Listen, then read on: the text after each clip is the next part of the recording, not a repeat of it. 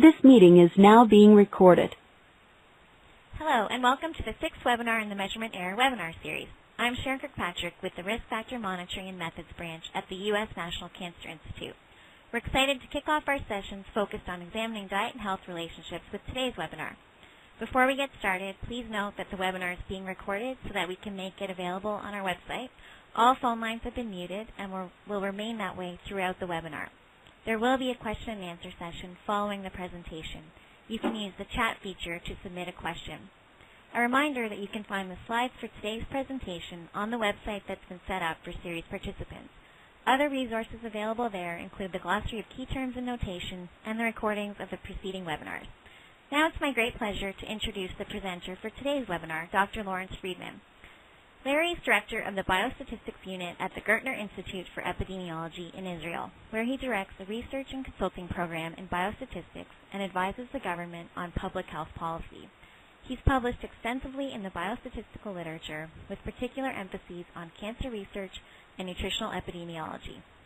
He's previously worked for the British Medical Research Council and the U.S. National Cancer Institute, where he was part of the team that developed the Women's Health Initiative and the AARP Nutritional Cohort Study. Today, Dr. Freedman will introduce the problem of measurement error when examining diet and health relationships. Welcome, Dr. Freedman. Thank you very much, Sharon, and good morning, afternoon, or evening to everyone. For me, it's late afternoon. Today, I will be describing the problems caused by dietary measurement error when we are trying to elucidate relationships between our diet and our health. This series is dedicated to the memory of our dear colleague, Arthur Schatzkin. And here is a list of the presenters and collaborators in this webinar series. Now, for those of you who attended the first lecture given by Sharon, you may remember that she mentioned two themes to be covered in this series. One concerns the impact of measurement error on the estimation of usual intake distributions in the population. And the second concerns the impact of measurement error on the estimation of diet-health relationships. Well, the first theme is what you have mainly been hearing about in the first 5 lectures, and now in this 6th lecture, we are going to turn to the second theme regarding diet-health relationships. My aims today are, firstly, to inform you of the types of measurement error that we get in dietary data and their magnitude. Secondly, to review some statistical models that we typically use to evaluate potential relationships between diet and health. And then to put these two parts together and explain the impact that dietary measurement error has on the results obtained from using these models. We'll start with a general introduction. There is a large variety of research designs that are used to investigate diet-health relationships, as seen in the list here.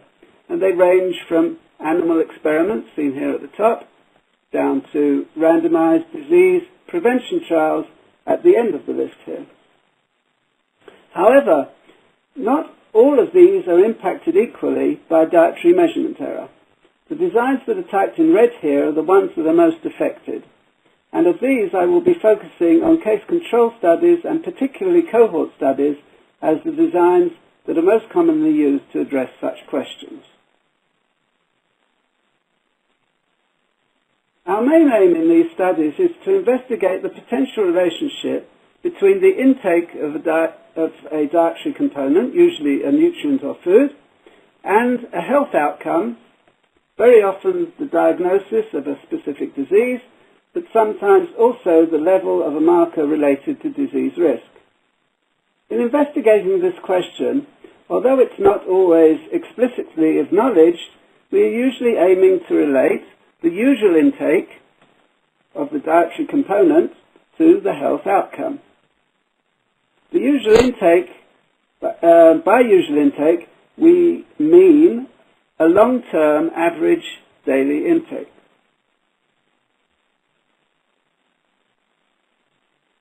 How long is long-term is not often explicitly specified. In surveillance work, since the population surveys are often conducted on an annual or biannual basis, the period is understood to be 1 or 2 years. In cohort and case control studies, it's less well defined, but you can think of it as covering several years. Obviously, if measuring an individual's intake on a single day is no easy task, then measuring usual intake over several years is even harder. Fortunately, we don't have to measure it exactly to make progress. However, we do have to accept that there will be some error in our measurement.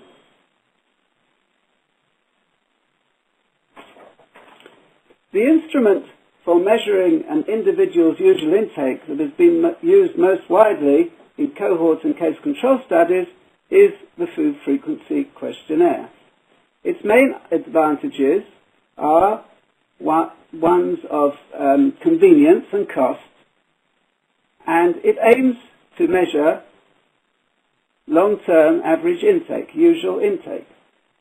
But it suffers from problems of inaccurate long-term recall and difficulties in cognition and in the subsequent conversion of responses into nutrient and food group amounts. This slide illustrates some of the cognitive difficulties.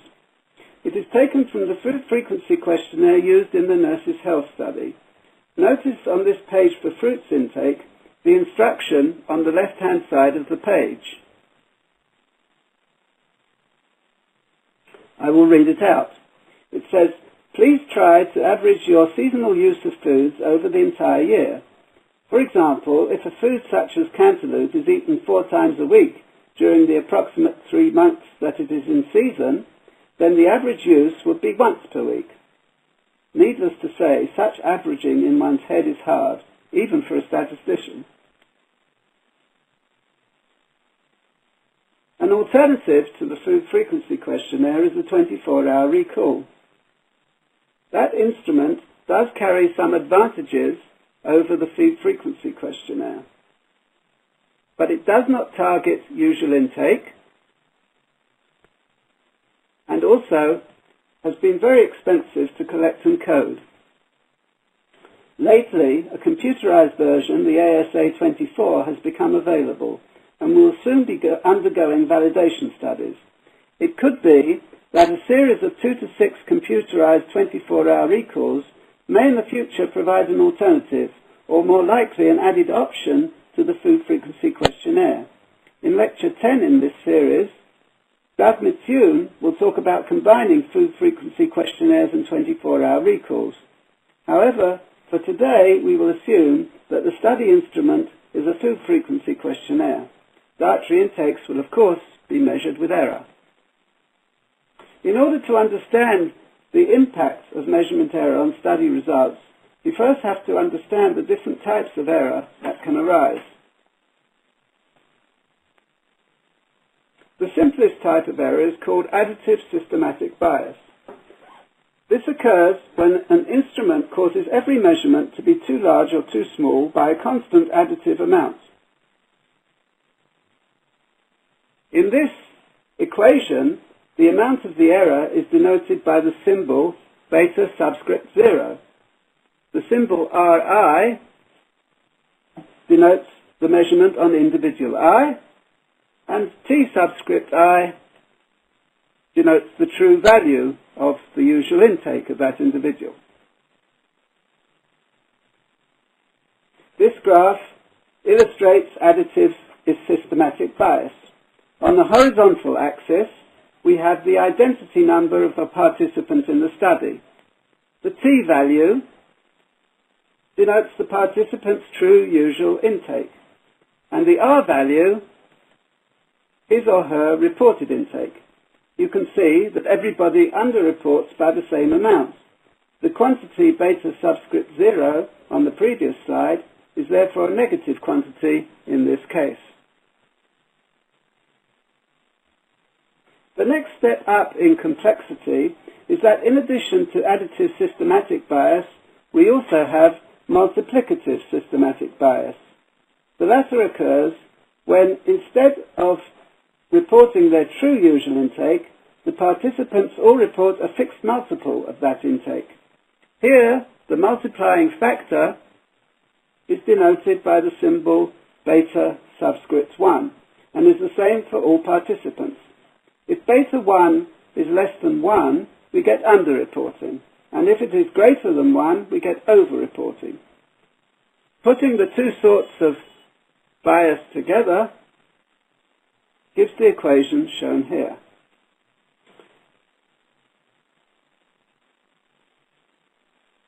This graph illustrates the situation described in the previous slide. In this case, there is again underreporting, but the amount of underreporting gets larger as the true usual intake increases.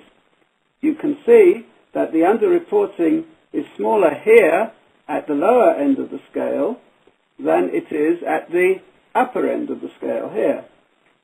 This occurs when beta subscript 1 is less than 1. We now introduce a further type of error that we call person-specific bias.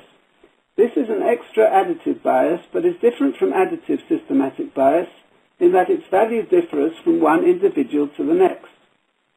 It is denoted by the symbol UI, U subscript I, in this equation. Conventionally, these person-specific biases average to 0 over the persons in the population.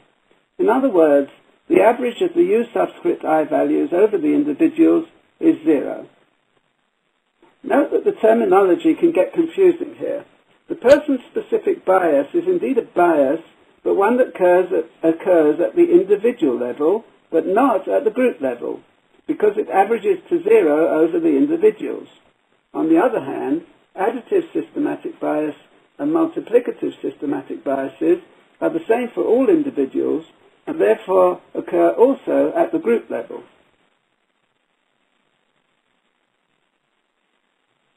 Because these person-specific biases vary from individual to individual, we think of them as random quantities. Since they are centered on 0, the magnitude of this type of bias is quantified by its standard deviation, which tells us how large it can get in either the positive or the negative direction. This graph illustrates the combined effect of the three types of error we have now described. Unlike the previous two graphs, the pattern in this one is haphazard due to the random nature of the person-specific biases.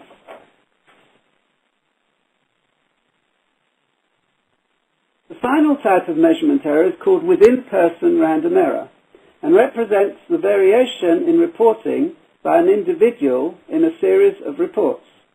This is related to the concept of the reproducibility of the report. To describe this sort of error mathematically, we introduce a new subscript, J, which denotes the sequence number in the series of reports.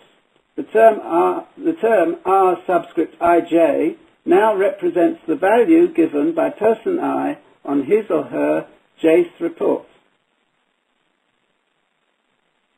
The within-person error term, epsilon subscript ij, is the one that expresses the variation from one report to the next by the same person. None of the other terms on the right-hand side of the equation have a subscript j in them, and so are fixed for that individual. The within-person random error terms average to 0 over repeats within an individual. And as with person-specific bias, its magnitude is expressed by its standard deviation, denoted by SD of epsilon ij. And here is the last graph of this type, which shows a similar pattern to the previous one, except that there is now even more haphazardness because we have two independent random effects working in consort, person-specific bias and within-person random error. When we use food frequency questionnaires or any dietary self-report, we encounter all four types of error working together. In order to get a handle on how much these errors impact on research results, we have to know how large they are, so we next turn to their magnitude. Ideally, to measure the magnitude of errors, we would like to compare reported usual intakes with their true values. However, we cannot measure these true values exactly. The best we can do is to conduct validation studies in which we compare self-reported usual intakes with reference measures. The best kind of reference measure to use, short of the true value, is one with the following properties. First, that it is unbiased, meaning that if we repeated it many times and took an average, it would get very, very close to the individual's true value. Second, that it has errors that are unrelated to the true usual intake. And thirdly, that it has errors that are unrelated to errors in the self-report instrument that we are validating, the food frequency questionnaire, for example. So the question is whether we have any such reference measures. One possibility is where we directly observe what people eat, but this is usually only possible within the context of providing the participants with all their food requirements in a feeding study. The problem then is that the participants are not in a free living environment and may not self-report their consumption in the usual way. The second possibility is to use recovery biomarkers based on recovery of specific biologic products that are directly related to intake and are not subject to substantial inter-individual differences in metabolism. However, there are only 3 known examples of such biomarkers as shown in this slide. Doubly labeled water for energy intake, 24-hour urinary nitrogen for protein intake, and 24-hour urinary potassium for potassium intake. Other biomarkers, known as concentration biomarkers, do not enjoy the properties of a reference measure that you saw on the previous slide. They are useful in other ways, but not for the validation of questionnaires. I will talk more about these other uses in Lecture 11 of the series.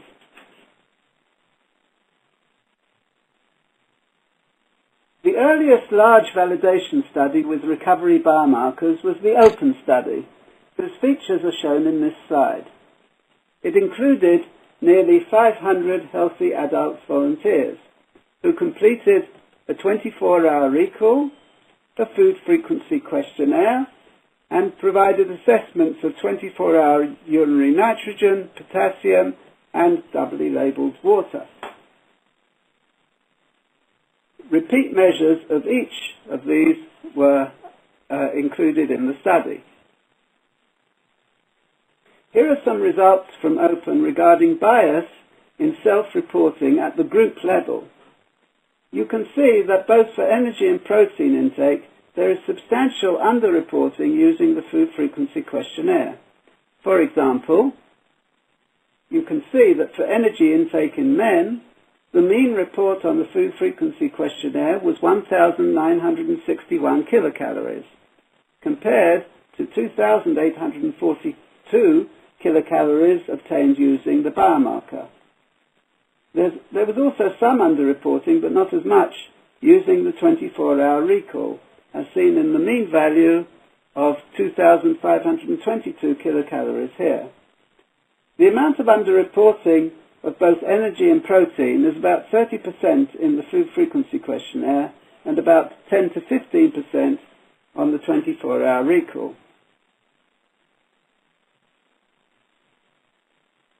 This slide shows the size of 3 measurement error parameters that we considered earlier. Those shown here are for protein intake. The scaling factor is the factor which governs multiplicative systematic bias. The further it is from the value 1, the more severe is the bias. This slide shows that for both the food frequency questionnaire and the 24-hour recall, the bias is quite marked. The next column shows the standard deviation of the person-specific bias. The smaller is this value, the better.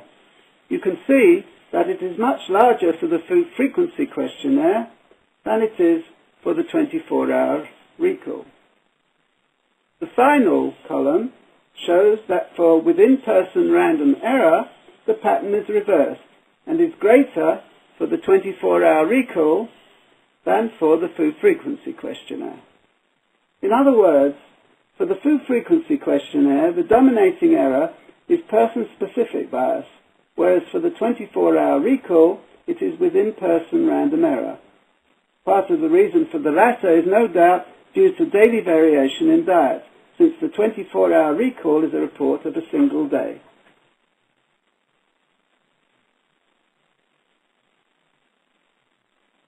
This next slide shows the same measurement error parameters for protein density, that is, protein intake divided by energy intake. We call such a measure an energy-adjusted measure of protein intake, and I'll be talking more about energy adjustment later. Notice that after this adjustment, substantial improvements in measurement error parameters are seen, particularly for the food frequency questionnaire. The person-specific bias is greatly reduced by this adjustment, the standard deviation being reduced from about 0.35 that we saw in the last slide to about 0.15 seen here. And there is also considerable reduction in the within-person error, with a standard deviation of about half that seen for protein unadjusted. Improvements are also seen with the 24-hour recall, but are less dramatic. So here is a summary of the results from the open study. Firstly, we've seen that there is serious underreporting for energy using the food frequency questionnaire by about 30%, and for using the 24-hour recall by about 10%.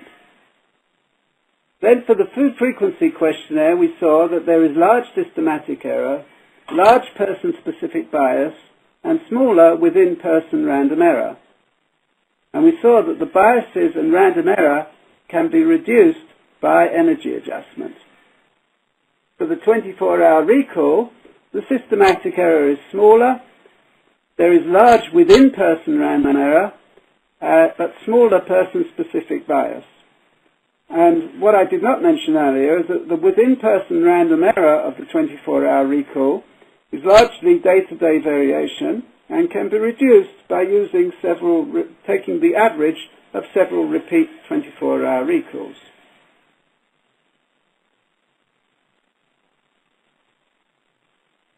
Our ultimate aim in this lecture is to describe the impact of dietary measurement error on the results of research evaluating potential links between diet and health.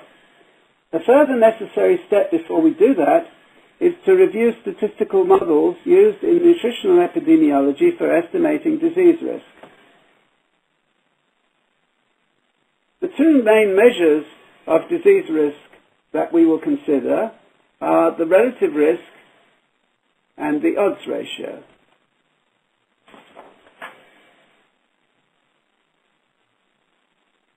When comparing two groups, one exposed to a given risk factor and one unexposed, the relative risk of disease associated with the exposure is the probability of developing the disease in the exposed group divided by the probability in the unexposed group.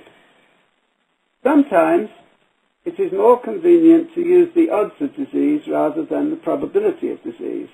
The odds is a measure that is commonly used in betting. The odds of disease is defined as the ratio of the probability of developing disease to the probability of not developing disease. And then the odds ratio associated with exposure is the odds of disease in the exposed group divided by the odds of disease in the unexposed group. For rare diseases, the relative risk and the odds ratio are almost equal to each other, simply because the odds is almost equal to the probability of disease when the disease is rare. Because in epidemiology, we usually estimate relative risks and odds ratios via regression models, we now need to consider such models. The elements of a regression model in nutritional epidemiology are, firstly, a health outcome variable, y, denoted by the symbol y, which is often a binary variable indicating the presence or absence of disease. Second, a set of explanatory variables, that are dietary variables denoted by T, subscript 1, subscript 2, etc., and other variables denoted by Z with a subscript. These Z variables could be other non-dietary exposures, or confounders, or effect modifiers, or mediators. Note that we use T for the dietary exposures to link with our earlier use of this symbol, and they represent the true usual intakes of various dietary components. The third element is an equation that links the health outcome, y, to the explanatory variables, and we call this the regression equation.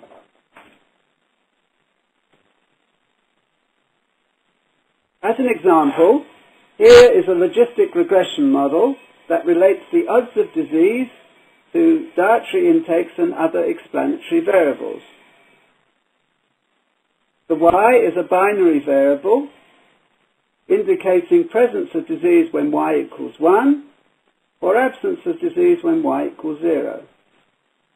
It has been found very convenient to express disease risk on the left-hand side of the equation by the logarithm of the odds. In that case, the alpha terms on the right-hand side, which are known as the regression coefficients, actually represent the logarithms of odds ratios. In fact, each alpha represents the increase in the log odds of disease associated with increasing the corresponding variable by 1 unit while keeping the other variables fixed.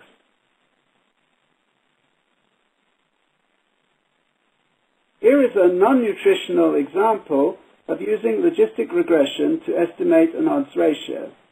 The data are based on those from a study of risk factors for ovarian cancer conducted in Israel in the 1990s. The exposure of interest here is the use of oral contraceptives, which has been dichotomized as less than or more than 6 months of use. You can see that in the second line of the table in bold, the estimated coefficient for oral contraceptive use is minus 0.13. This is the estimated log odds ratio. To find the odds ratio, we only have to take the exponent, which is equal to 0.87, a value less than 1, suggesting possible protection from the disease. And here now is a nutritional example from the same study, looking at the association of disease with intake of calories of animal fat reported on a food frequency questionnaire. The estimated regression coefficient for animal fat intake is 0.0017 and is very small, but also highly statistically significant. The odds ratio is again obtained by taking the exponent and equals 1.0017, but this very small increase in risk is associated with a very small increase in animal fat intake, only 1 kilocalorie. It would be more realistic to consider an increase of 50 kilocalories or 100 kilocalories. The last line in this slide shows the calculation of the odds ratio for an increase of 100 kilocalories in animal fat intake, leading to an estimated odds ratio of 1.18.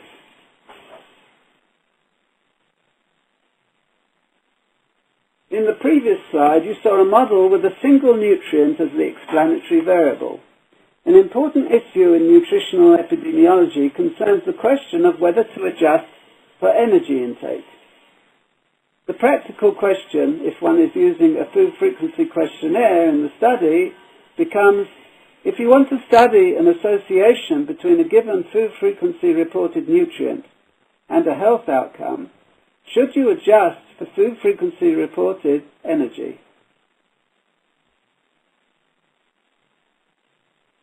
In a paper written in 1997, Willett, Howe and Cushy argued that one should adjust for energy intake. They advanced several reasons, but the one that seems most persuasive is that the energy adjustment increases the precision of the relative risk estimate. And this is very closely connected to the results of the open study, where we saw that energy adjustment appears to improve the measurement error profile of the food frequency questionnaire. There are several ways to perform energy adjustment, and we will look at just two, one known as the standard model and the other as the density model. In the standard model, we simply include food frequency questionnaire reported total energy as a second explanatory variable in the regression model, shown in this equation here. When we do this, it is important to realize that we change the meaning of the coefficient for animal fat intake. It is now the log odds ratio associated with increasing animal fat by 1 kilocalorie, while at the same time keeping total energy fixed. Now, the only way we can increase animal fat intake by 1 kilocalorie while keeping total energy intake fixed is by substituting the animal fat for 1 kilocalorie of other nutrients. So the association is now with the substitution of animal fat for something else in the diet, rather than with the addition of further calories of animal fat to the diet.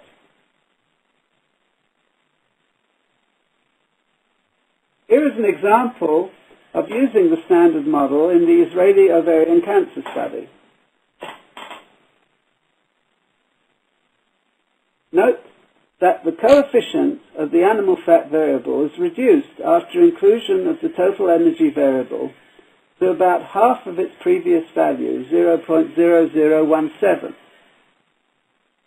And while the association is still statistically significant, the level of significance is less strong, 0.027.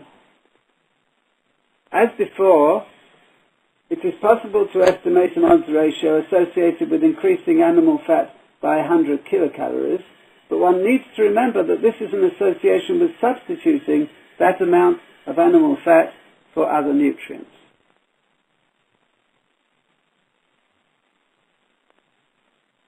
The second way of performing energy adjustment is through the density model. A nutrient density is the percentage of total energy intake provided by that nutrient.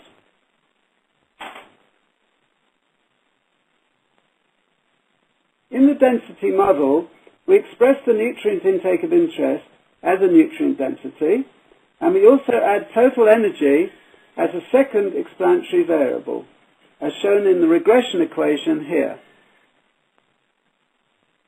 Once again, we need to bear in mind that the coefficient of the nutrient density is a log odds ratio associated with a change in the composition of the diet, not in the total amount consumed. And here is an example of using the density model in the Israeli ovarian cancer study. Notice that the level of significance of the coefficient for animal fat density, 0.041, is similar to that of the animal fat intake variable in the standard model. It's usually the case that the standard and density models yield similar levels of significance for the nutrient of interest.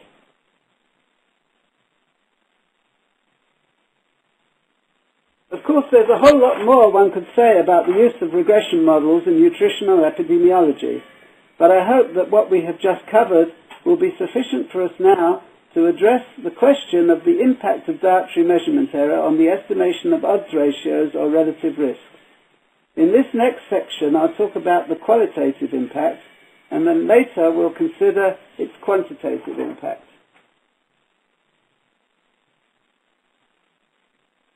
before I talk about impacts of measurement error on disease risk estimates, I have to explain an important assumption that I am going to make throughout the rest of the lecture. I will assume that the measurement error is the same for those with and those without disease. We refer to such error as non-differential measurement error. This assumption is usually a very reasonable one for cohort studies where the dietary intake is reported usually many years before any disease is diagnosed. However, it is sometimes questionable in case control studies where dietary reporting may be affected by disease status.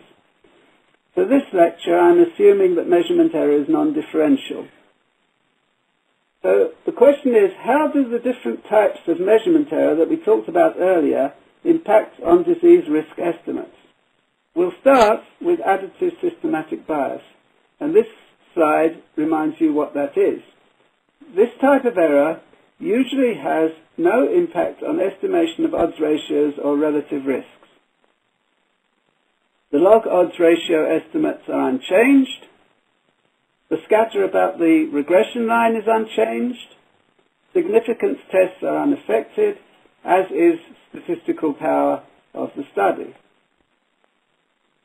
This means that additive systematic bias is not a problem for detecting diet-health relationships, although it's important to remember that the translation of research results into public health recommendations would be affected, and I'll explain that last remark in a bit more detail very shortly. In this slide, I've tried to give you an intuition of why there is no impact on odds ratio estimates. The vertical axis of the graph represents disease risk on the log odds scale, and the horizontal axis represents usual dietary intake. The odds ratio here is represented by the slope of the line through the points. Reported values are displaced from true values t along the x-axis by a constant amount. The slope through the r's is therefore exactly the same as the slope through the t's. Also, the scatter about the lines is the same for both the r's and the t's, indicating that the same statistical power for detecting an association would hold. This graph also illustrates the point about the public health message. Suppose that you wanted to achieve a log odds ratio of -4 or less in your population, a log odds of disease of -4 or less in your population. Then according to the reported intake values, you would recommend a dietary intake of 20 grams per day of fat or less. Whereas in truth, eating 25 grams per day or less would achieve that goal. It would therefore be necessary to adjust the public health message and correct for the additive systematic bias in that message.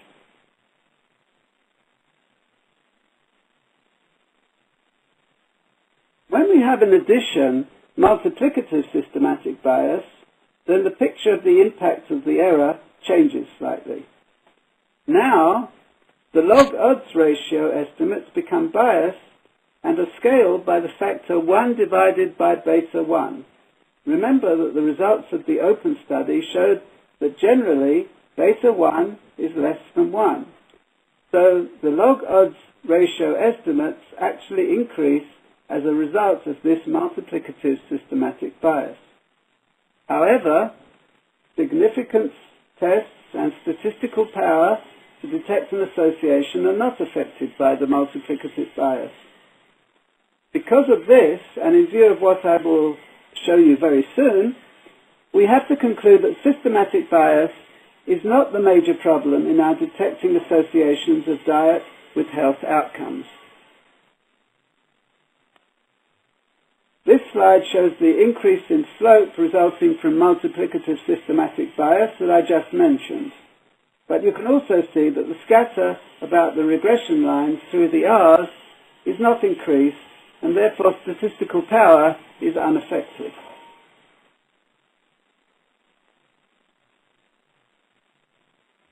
We now consider what happens if, as in the case of dietary self-reporting, you have systematic bias, person-specific bias, and within-person random error. The impact is firstly that the log odds ratios become factored downwards, that is, towards the null value. We call this attenuation. Note that this occurs even though the multiplicative systematic bias tends to increase the log odds ratio. What happens is that the person-specific bias and within-person error both decrease the log odds ratio, and together they overcome and dominate the effect of the multiplicative bias. In addition, the scatter about the line now increases, and although significance tests are still valid, they are less powerful.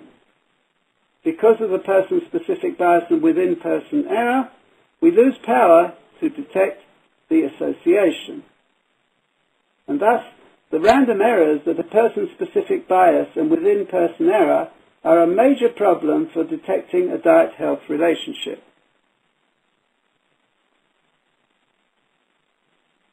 This slide shows the attenuation of the slope caused by the random errors, and you can also see the much greater scatter of points about the line that signifies the loss of power. So here is a summary of the qualitative impact of dietary measurement error on results of research exploring diet health associations. Note first that so far we have been talking about the effects of measurement error when a single dietary intake measured with non-differential error is entered as an explanatory variable into a regression model. In that case, log odds ratio estimates are attenuated, although significance tests are still valid, they are less powerful. It seems, on the best evidence we have to date, that these same conclusions hold in the case where several dietary intakes, all measured with error, are entered into the regression model. I'll enlarge on that issue towards the end of the lecture.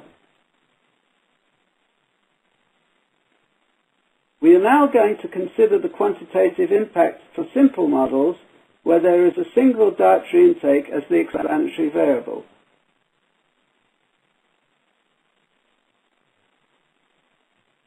As we have just learnt, the two main problems caused by dietary measurement error are the attenuation of the odds ratio estimates and the decrease of study power.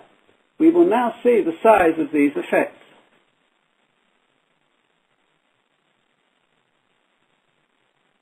Using statistical theory, it's possible to show that under the type of measurement error in our instrument that we have been considering, the log odds ratio estimate that we expect to obtain is a factor lambda times the true value.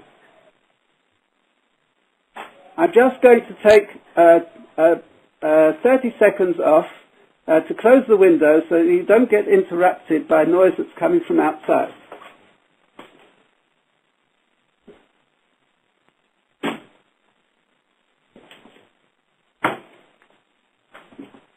Okay, I hope it wasn't disturbing you. It was disturbing me. Now we will continue. The dietary data, this factor lambda, is nearly always less than 1. It has therefore become known as the attenuation factor, although some people call it the regression dilution ratio. The closer it is to 0, the worse is the attenuation, and unfortunately, it is often a lot less than 1. Naturally, because the log odds ratio estimate is attenuated towards 0, the odds ratio estimate itself is attenuated towards 1. Now it turns out that lambda is actually, this attenuation factor lambda, is actually the slope of the regression of true usual intake on reported intake. And this is a very useful fact because it gives us a way of estimating the attenuation factor from validation studies such as OPEN And we do this by regressing the recovery biomarker on the self-reported intake and estimating the slope. So here in this slide, we see the estimates of attenuation factors for men obtained from the open study. You can see that for the food frequency questionnaire, the estimates for energy and protein are extremely low, but that the attenuation factor for protein density is considerably higher. The situation is not much better for a 24-hour recall, and in this case, energy adjustment does not improve matters greatly. The implications of such low attenuation factors can be seen in this slide. Suppose that, as seen for protein in the previous slide, the attenuation factor is 0.16. Suppose now that the true odds ratio is 2.5. The corresponding log odds ratio is 0.92, and the measurement error causes this log odds ratio to be estimated on average as 0.92 times 0.16, which is 0.147. And this translates into an odds ratio of 1.16. Such attenuation causes serious problems in nutritional epidemiology. It is almost impossible to detect an odds ratio of 1.16 in an observational study. Firstly, one requires enormous sample sizes to obtain statistical significance. And even if such significance is obtained, one cannot rule out the possibility that the result is due to unmeasured confounders. Because of potential confounding, most epidemiologists consider that the limit of reliable detection of an odds ratio in observational studies is around 1.25, if not higher. The picture, however, is not totally black, since after energy adjustment for the food frequency questionnaire, the attenuation factor is increased.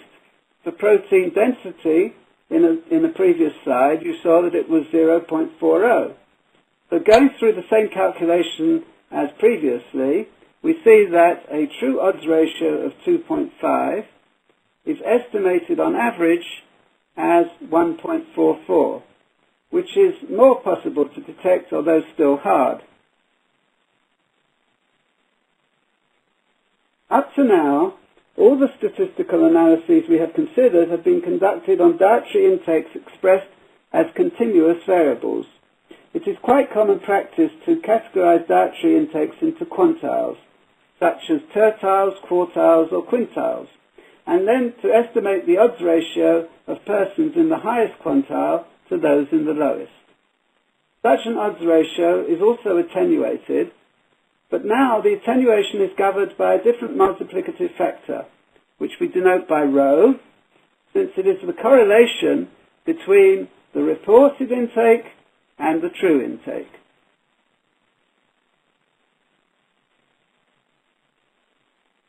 And in this slide, you can see the estimates of this correlation coefficient estimated from the open study. Once again, you see low values, and for the food frequency questionnaire, the value increases again with energy adjustment, that is for protein density. And it achieves values similar to those seen previously for the attenuation factor. So, the implications for analysis with categorized variables are actually very similar to those for continuous variables.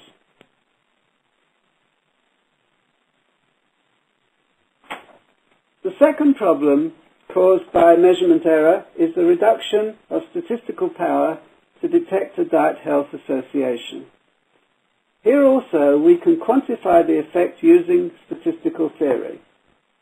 And when we use a self-report instrument R that has correlation rho with the true usual intake, then we effectively reduce our effective sample size by a multiplicative factor equal to rho squared. In other words, if our study has n participants, it has the same power as a study with n times rho squared participants who report their exact value of usual intake T.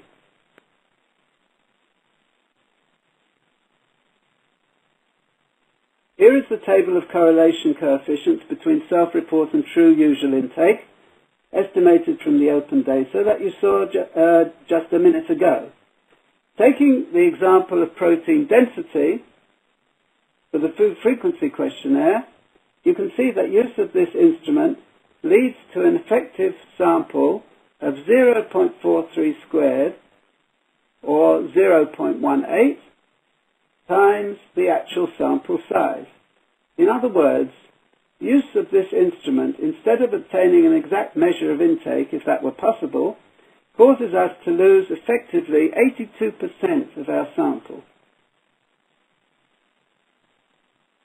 Another way of looking at this problem is to suppose that we had calculated that we need a sample size of 50,000 for a cohort study investigating protein density to obtain 90% power for detecting an association with disease at the 5% level, assuming that we could measure dietary intake exactly.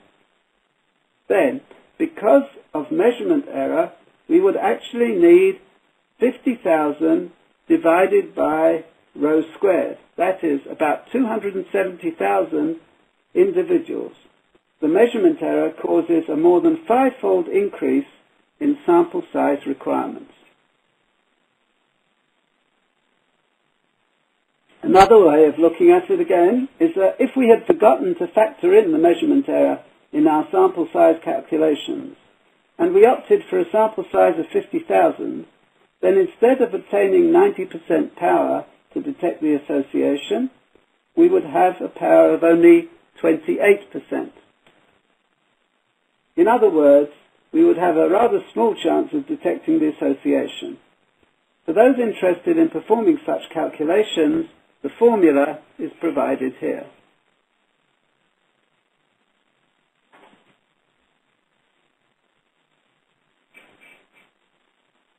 In the previous sections, we were considering the simple situation where there is only one dietary variable in the model.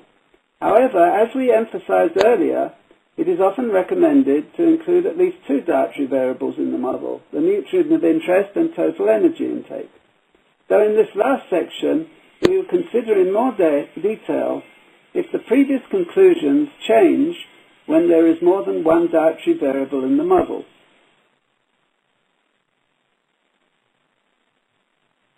Consider a standard model, that is one with both a nutrient, animal fat say, and also energy as explanatory variables. Introduction of another dietary variable into the model raises potentially new problems.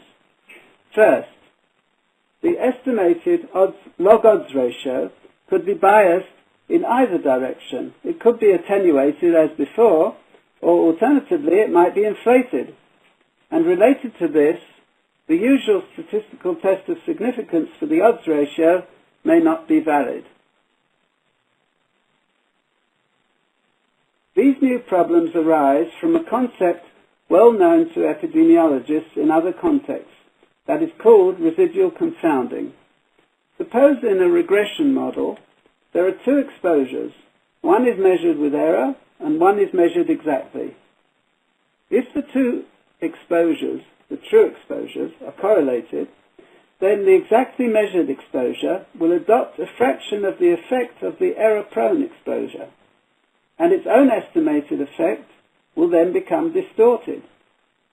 In our case, when both dietary exposures are measured with error, then each adopts a different fraction of the other's effect, and these fractions depend upon the strength of the correlation between the variables, their respective variances, and on the correlation of variances of the errors. Mathematically, the problem is captured by a matrix of 4 values shown here that we call the attenuation contamination matrix.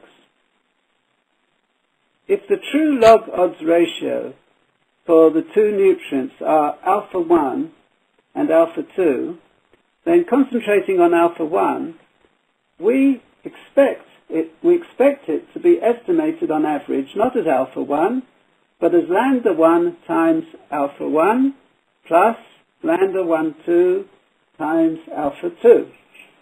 There is a similar expression for the estimate of the log odds ratio for the second dietary variable. Notice that the first part of the expression, lambda 1, 1 times alpha 1, is exactly the same as the attenuation expression that we saw for a single variable.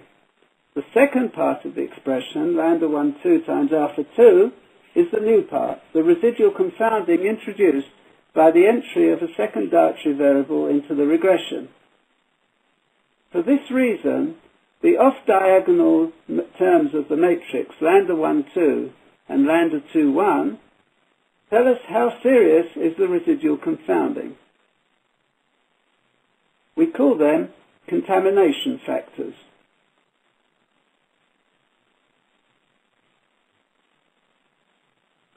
If these contamination factors are very small, then the only effective bias in the estimated log odds ratio is essentially one of attenuation. The situation reverts then to the one we had earlier with a single error-prone variable in the regression model. The log odds ratio is attenuated, and the significance test is valid, although less powerful. So we need to know the values of contamination factors to understand whether we need to be concerned about residual confounding. Fortunately, we can estimate some of them from the open study. And in this side, we see the estimates for a selected set of nutrients. Because of the restricted set of recovery biomarkers, we can investigate only pairs of nutrients of which at least one is energy, protein, or potassium, or their densities. You can see from this table that the values for the contamination factors are all small.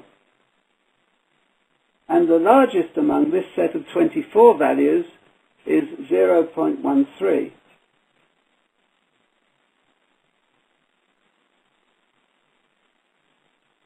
The conclusion, therefore, based on current evidence, is that residual confounding does not appear to be a major source of bias in odds ratio estimates. However, the evidence is restricted by the limited number of recovery biomarkers that we have available, and we cannot be totally sure that it applies to pairs of nutrients outside our restricted sets.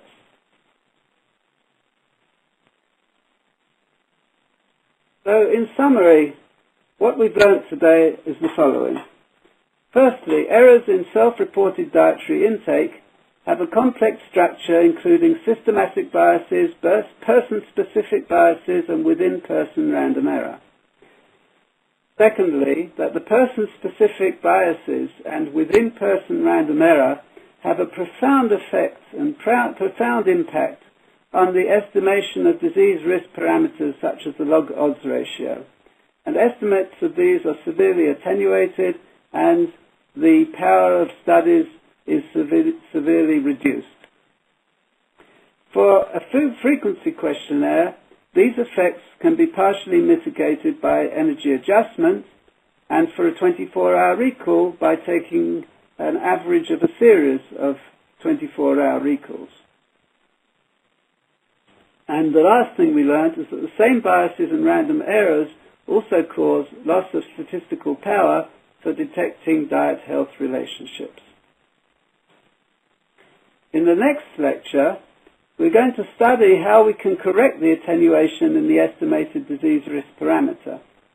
And this is going to require us to learn about calibration studies and also a really neat statistical method known as regression calibration. Thank you.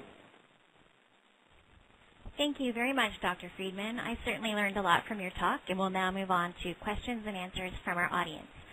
So the first is, could you please comment on whether the concepts you've discussed today apply when diet's the outcome rather than the exposure?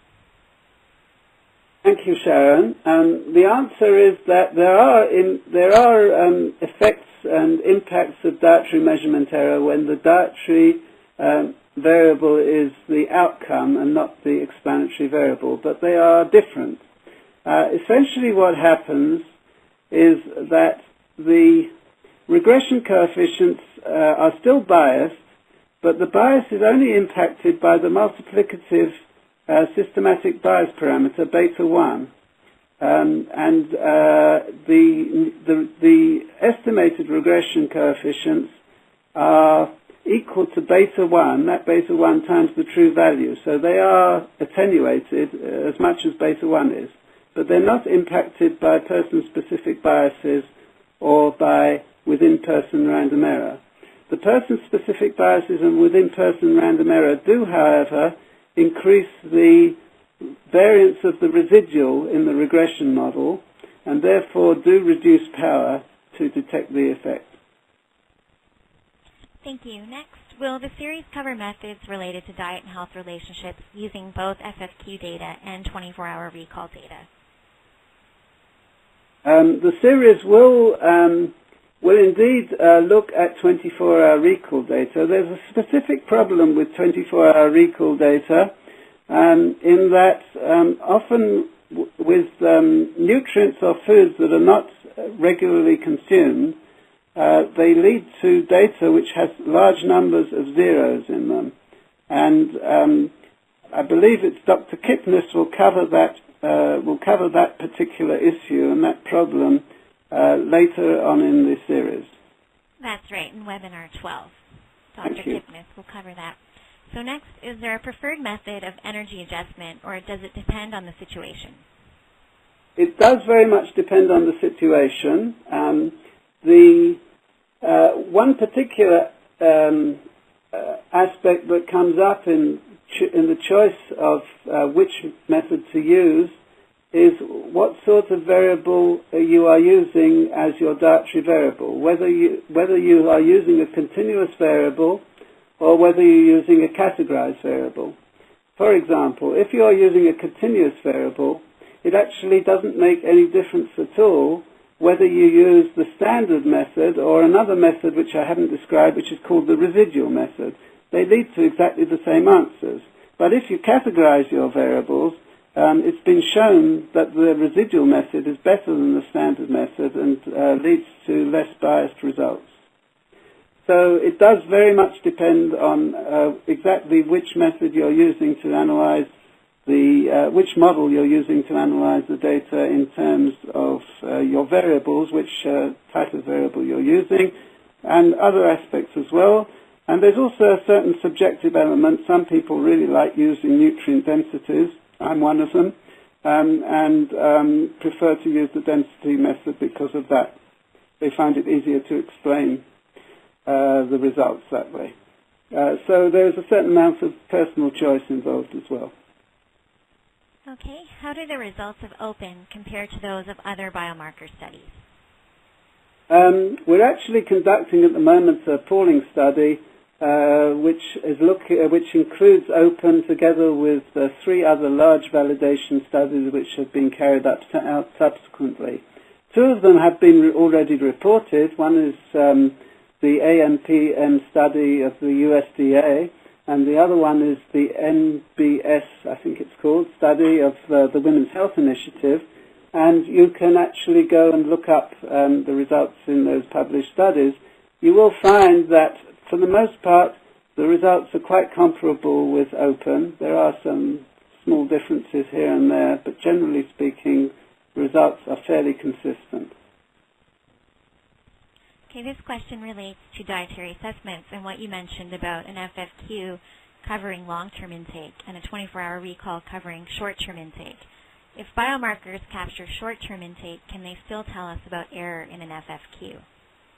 I believe they can, yes, because even though dietary biomarkers measure short-term intake, if they are recovery biomarkers and they are unbiased, and if we assume there is not very much change over time or time trends in intakes, then several biomarkers, repeat biomarkers, should indeed capture usual intake over a longer period, and therefore they can still be used through statistical modeling to evaluate a food frequency questionnaire, which is, of course, aimed at measuring long-term usual intake.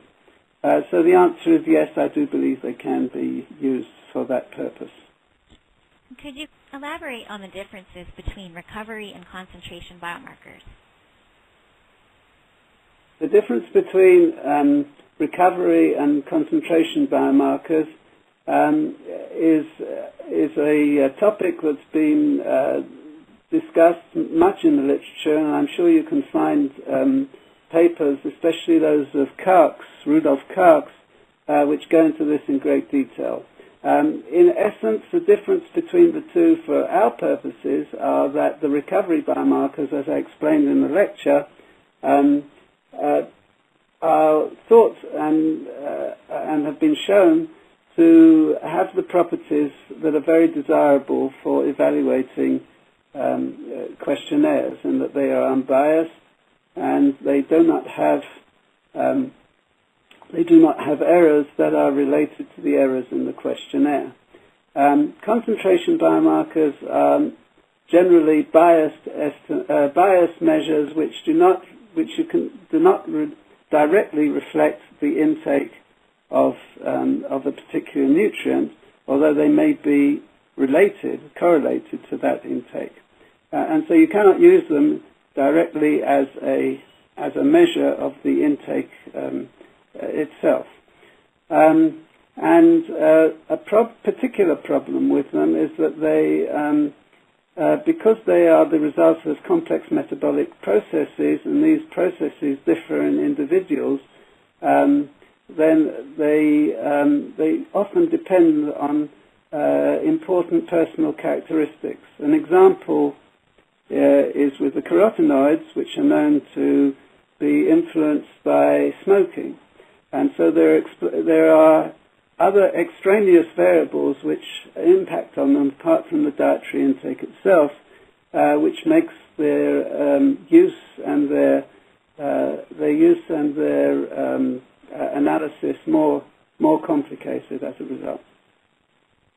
But as I said in the lecture, they can be used to good effect in dietary work, and I'll be explaining one use in lecture 11 of the series.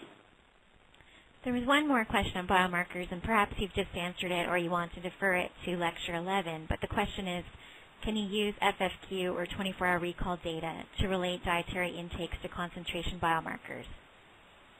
Well, if the question is, can you use them to validate concentration biomarkers or to discover the relation of concentration biomarkers to true usual intake, I think the answer is no, because as we've learnt today, the self-report instruments are themselves not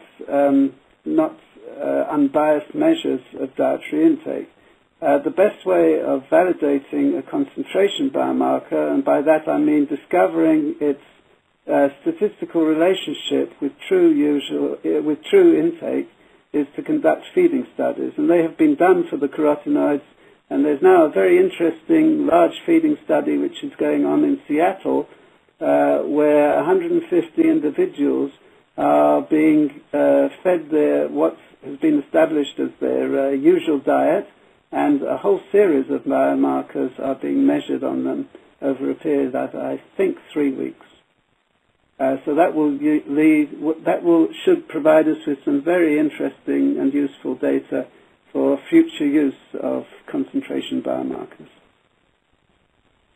That brings us to the end of the questions. I'd like to thank Dr. Friedman very much and also extend our appreciation to the audience for joining today's webinar. Please join us next week for Webinar 7, when Doug Bethune will discuss methods of accounting for measurement error in assessment of relationships between a dietary component consumed daily by most persons and a health outcome. Thank you.